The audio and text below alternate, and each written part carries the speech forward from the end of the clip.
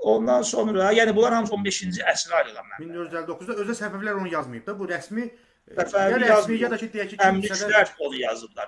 Əmlük zamanının müəllifi onu yazıb. Daha sonra deməli sizə maraqlı bir faktı, daha əvvəl də dedim əslində bunu, amma indi faktlarla sübut eləmək lazımdırsa, 2010-cu ildə baxın, Iranian Studies deyə çox məşhur bir jurnal var. Bu jurnal İngiltərədə çap olunur.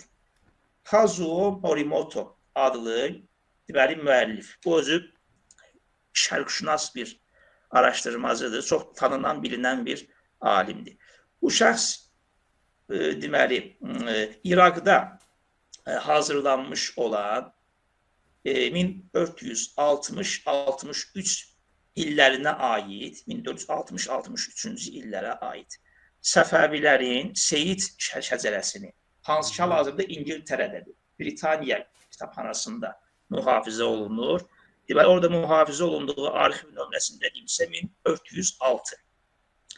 1406 sayılı bu sənəd 1460-cı illərə aiddir.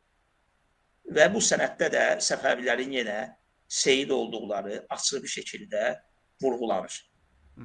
Orada Firuz Şahın adı necə qeyd olunub bu sənəddə? Və bu barədə də bu adam 2010-cu ildə İngiliscə məqalə yazıb, bunu internetdən də tapıb oxumağınız mümkündür. Burada Firuz Şahın adının qabağında Əl-Purdi var, yoxsa necə? Yox.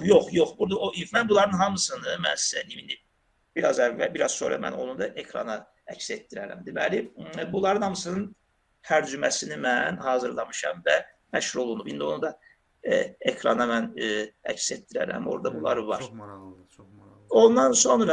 Ondan sonra yenə də bir faktı sizə deyim ki, deməli, Ərdəbildə aparılan arxeoloji araşdırmalarda orada bir, deməli, Ərdəbilli bir arxeoloq var.